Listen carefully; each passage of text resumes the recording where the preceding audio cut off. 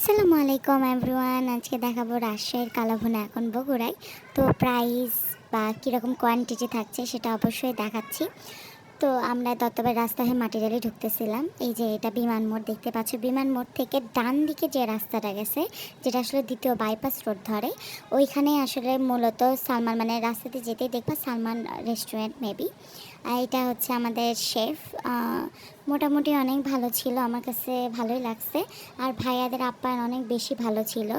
আর আমরা এখানে সবাই বসেছিলাম। আর এই যে দেখেন মোম আর মোমো, মোম আর মোমো।